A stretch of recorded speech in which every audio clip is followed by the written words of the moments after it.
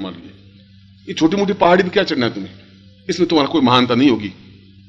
तेंजिंग को हम और तुम जानते हैं, हिलेरी को तुम और हम जानते हैं, तो इसलिए कि उस हिमालय की सबसे ऊंची चोटी एवरेस्ट पर पांव रखा उसने, इसलिए हम उनको जानते हैं, उन लड़कों को, दोनों को।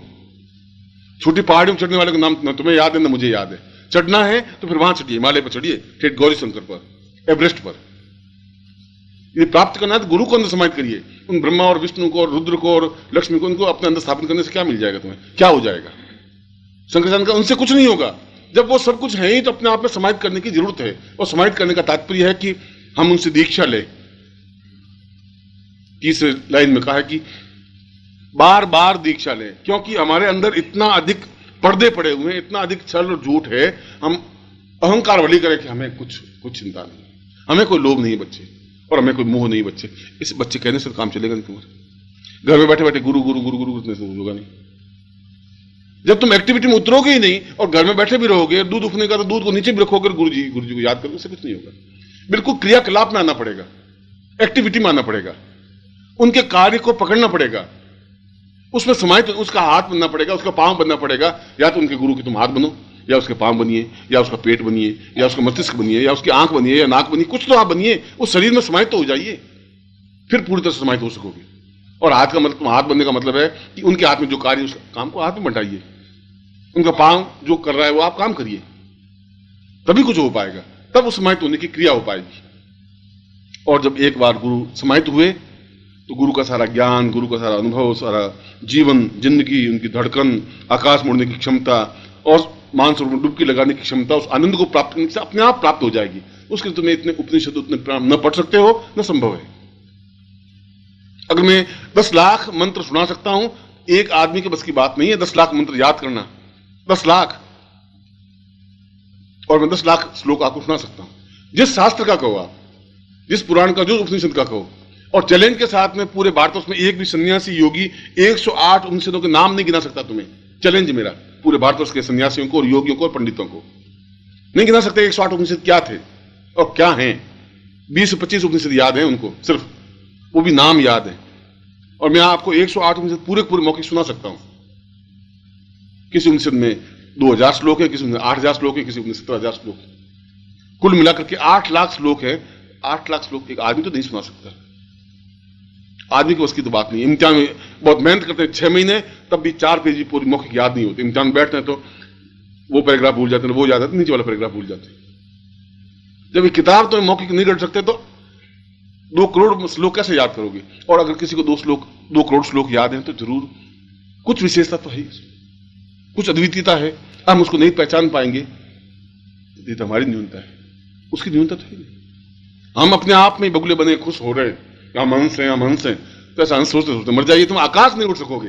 ये सोचते रहिए, उसमें क्या आपत्ति है? इसलिए उसने कहा कि जब तक तुम गुरु से इन्वॉल्व नहीं हो जाओगे, पूरी तरह से मिक्सअप नहीं हो जाओगे, लीन नहीं हो जाओगे। लीन तब हो जाओगे जब उनके कार्य को अपने हाथ में नहीं लोगे, उसमें अपने आप में समाहित नहीं कर सकोगे। संन्यास बन करके पूरा देखा जाएगा, या तो इस पार डूब जाएंगे, इस पार बच जाएंगे, कोई न कोई बात आएगी दोनों में से। तब तुम्हारे अंदर गुरु समाहित हो सकेंगे। और गुरु समाहित होने के लिए ये डूबने की कला, समाहित होने की कला एक एक दीक्षा के माध्यम से, पहले सामान्य दीक्षा है, फिर दूसरी दीक्षा है, फिर तीसरी दीक्षा है, फिर चौथी, फिर 5वीं, 6वीं, 7वीं, 8वीं। और दीक्षा का तात्पर्य कि बार बार अपने अंदर के विकारों को मांझें। इतने अधिक विकार हैं, कई जन्मों के विकार हैं, इस जन्म का ही नहीं, इस जन्म का कोई ठेका नहीं तुम्हारा, कई जन्मों के विकार तुम्हारे अंदर हैं। वह गुरु ही समझ सकता है।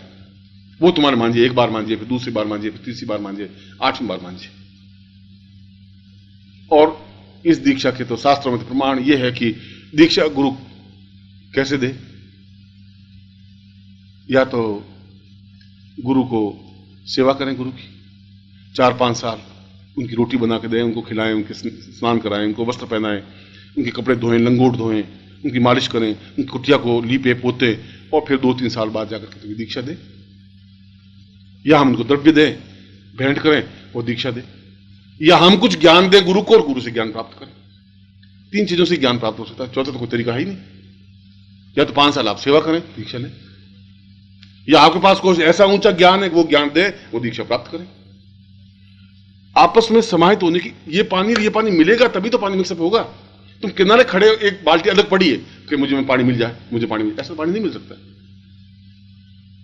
उन दीक्षाओं के माध्यम से, इस गुरु मंत्र के माध्यम से, और अपने आप को उनके प्रति समर्पण ये नहीं कि गुरुदेव गुरुदेव मैं तो आपको समर्पित हूं गुरुदेव, और फिर गुरुदेव मेरी पत्नी बीमार है तो क्या दवा दूं, और अब सौंप दिया सब जीवन का सफार तुम्हारे हाथों में, गुरु जी मुझे शाम को घर जाना है पानीपत, अब एक सेकंड पहले बोला सब सौंप दिया, अब एक सेकंड पहले घर जाना है, घर क्यों जाना है, गुरु जी आप मालूम पत्नी करते हो, फिर तुमने सौंपा क्या, अब एक मिनट तो तुम लैंड बोल रहा था, सौंप दिया, झूम रहे हो, अब सौंप दिया इस जीवन का सफार तुम्हारे हाथों में, और मुझे अरे भाई आ तो रुक जा, गुरु जी जाने दीजिए पानीपत जाना है, और गाड़ी झुक जाएगी, और सौंप दिया गुरु जी सौंप।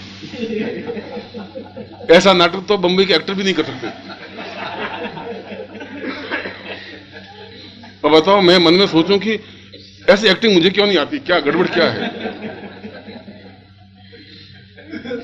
कभी कभी मैं बहुत गौरवान्वित महसूस करता हूं कि कितने अच्छे शिष्य मेरे हैं कि आधे सेकंड में सौंपा, आधे सेकंड में नहीं सौंपा, चलो आप अपने घर मैं अपने घर, फिर महीने पर बाद आएंगे गुरु जी वापिस सौंप दिया गुरु जी, और अभी तक कहां थे गुरु जी, क्या बताया, एक चक्कर था गुरु जी, उस चक्कर में लखनऊ जाना पड़ा, ऐसा बस। तुम 10,000 साल तक सौंपते रहो, कोई फर्क नहीं पड़ेगा महाराज, ऐसा नहीं चलेगा काम, बहुत शाम हो गया, अब ऐसा नहीं चलेगा, अब ऐसा हाथ छुड़ा छुड़ा के भागने से काम तुम्हारा नहीं चलेगा। हर बार तुम्हारा हाथ पकड़ते हैं, हर बार तुम हाथ छुड़ा के भाग जाते हैं, उससे ये पूर्णता प्राप्त नहीं हो पाएगी, और जीवन कटता जा रहा है, जीवन बीतता जा रहा है, चाहे तुम शिष्य हो, चाहे शिष्य हो, चाहे पाठक हो, और चाहे श्रोता हो। तुम्हारे अंदर का स्वार्थ शीश उतारे भूंदरे सब कुछ छोड़ना पड़ेगा, तुम्हें छोड़ना ही पड़ेगा। और 3 महीने ले लीजिए, एक्सपेरिमेंट करिए, 3 महीना, 6 महीना, साल, 2 साल, निस्वार्थ भाव से अपने आप को डुबाइए तो सही, और अपने आप को गुरु को पूर्ण रूप से अपने आप में समाहित करने की कोशिश करिए। वो दीक्षाओं के माध्यम से हर बार दीक्षा लूंगा, और अपने आप को पूर्ण निर्मल बना करके उस बगुले से हंस की स्टेज पे आऊंगा। जब 8वीं दीक्षा लूंगा तो आना है मुझे, हर बार अपने पंखों में ताकत देनी पड़ेगी, गुरु अपनी शक्ति के माध्यम से, शक्तिपात के माध्यम से और ताकत देंगे, दूसरी बार और ताकत मिलेगी। पिंजरे के पक्षी होते हुए मैं जमीन पर आऊंगा तो फिर उड़ जाऊंगा, फिर मुझे चिंता नहीं है, क्योंकि मुझे अंदर इतनी पंखों में ताकत दे सकेगा वो शक्तिपात। वो अनार के दाने खाने से ताकत नहीं आएगी पंखों में, अनार तो रोज खाता तो होता, उससे वो नहीं उड़ सकता। और ये क्रियान्वयन, ये मंत्र, ये दीक्षा, तीनों का स्टेज मिलना चाहिए। तुम खुद उस काम को संभालो जो उचित है। गुरुजी पूछने की जरूरत नहीं है कि गुरुजी क्या करूं, गुरुजी क्या करूं, इससे तो कुछ होगा नहीं। गुरु तुम्हें काय के लिए काम सौंपेगा, वो क्यों कहेगा कि तुम ये काम करो मेरा, उनका तो कोई काम है ही नहीं। तुम्हें ये सोचना है कि मुझे क्या काम करना है, देख करके कुछ काम करने की जरूरत नहीं है। तुम्हें तो अपने आप में यह समझना है कि कहां जरूरत है मेरी, मैं कहां फिट हो सकता हूं, इस दीवार में कहां चित्र मेरा लग सकता है, वहां अपने आप को समाहित कीजिए। जो कुछ तुम्हारे पास है, जो कुछ तुम्हारे पास ज्ञान है, जो चिंतन है, उसमें समाहित होइए। और ये तीनों तरीकों से, एक तरीका ही नहीं, हम तीनों तरीके अपनाएंगे, मंत्रों के माध्यम से, प्रैक्टिकल क्रियान्वयन के माध्यम से, और उनके शक्तिपात को प्राप्त करने के माध्यम से, दीक्षा के माध्यम से। और ऐसी स्थिति में उस चौथी पंक्ति में कहा है कि निश्चय ही गुरु चाहे या नहीं चाहे, ईश्वर चाहे या नहीं चाहे, परब्रह्म चाहे या नहीं चाहे, गुरु तो प्रत्यक्ष होगा ही, शरीर में होना ही पड़ेगा, क्योंकि तत्व है। बटन दबाएंगे तो रोशनी होगी ही होगी, अगर तार बिल्कुल सही है तो। ऐसा हो ही नहीं सकता कि बटन दबाया लाइट नहीं लगे, क्योंकि तार तो बिल्कुल सही है। और ये तार है, ये तार पूरे तुम्हारे दबाने से जहां तुम हो, पिंजरे के तोते, वहां से ठेठ आकाश में उड़ने वाले हंस बनने की वो तार है। पहली एक्टिविटी से वहां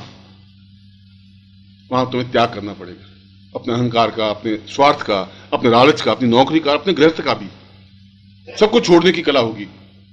अगर मैं छोड़ सका हूं तुम भी छोड़ सकते हो।